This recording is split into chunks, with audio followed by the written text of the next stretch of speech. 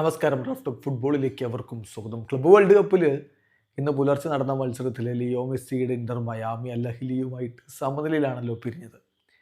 Cristiano റൊണാൾഡോയുടെ അൽ നസർ ആവട്ടെ ഈ ക്ലബ്ബ് വേൾഡ് കപ്പ് കളിക്കുന്നുമില്ല. ഇതൊന്നും അറിയാത്ത ആളല്ല ക്യൂൻ അഗ്യൂറോ. കളിയാക്കുകയാണ്, പരിഹസിക്കുകയാണ്. ഇപ്പോൾ ഐഷോ സ്പീഡ് ചോദിക്കുന്നു, കുൻ അഗ്യൂറോയുടെ സഹായം തേടുകയാണ് മെസ്സി ഒന്ന് മീറ്റ് ചെയ്യാൻ വേണ്ടി. പക്ഷെ അതിന് അഗ്യൂറോയുടെ ഒരു മറുപടി, നീ ക്രിസ്ത്യാനോ ഫാൻ അല്ലേ എന്നതാണ്. അപ്പോൾ അതിനുള്ള മറുപടി, ശരിയാണ്, ഞാൻ ക്രിസ്ത്യാനോ ഫാനാണ്, പക്ഷേ എനിക്ക് മെസ്സിയെ കാണണം. അപ്പോൾ മറുപടി, നിൻ്റെ റൊണാൾഡോ ഇവിടെ കളിക്കുന്നുണ്ടോ? ഓ ഓക്കെ. ഇല്ല എന്ന് പറയുമ്പോൾ ഓ ഓക്കെ, ടി വി കാണുമായിരിക്കും അല്ലേ എന്നാണ് ചോദ്യം. അതായത് ക്ലബ്ബ് വേൾഡ് കപ്പിന് ഇല്ലാത്തതിന് പരിഹസിച്ചതാണ്.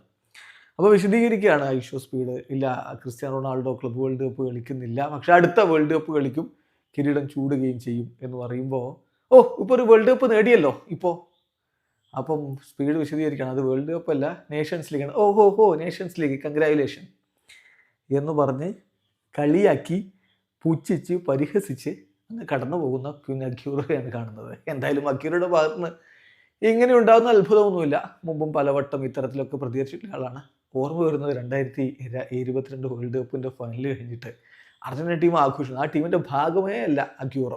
അയാൾ ടൂർണമെൻറ്റിൽ നിന്നൊക്കെ പുറത്തായ ആളാണ്, ടീമിൽ നിന്നൊക്കെ പുറത്തായതാണ്, അസുഖം വന്നിട്ട് കളി നിർത്തിയ ആളാണ്. പക്ഷേ ഇപ്പോൾ ഗ്രൗണ്ടിലേക്ക് വരികയും പിന്നെ ടീമിനോടൊപ്പം ചേർന്നുകൊണ്ട് ഈ ഫ്രഞ്ച് താരങ്ങളെ വളരെ മോശമായിട്ട് അവഹേളിച്ച് ചാൻഡ് പാടിയതൊക്കെ ഒരു താരത്തെ, ഞാൻ വീണ്ടും ഇനി അത് പറയുന്നില്ല, ഒക്കെ പറഞ്ഞതൊക്കെ അന്ന് വൈറലായിരുന്നു. അപ്പോൾ അയാൾ ഇതൊക്കെ ചെയ്യുന്നത് സ്ഥിരമാണ്, അത്തരത്തിലൊരു പരിഹാസം CR7 നേരെ.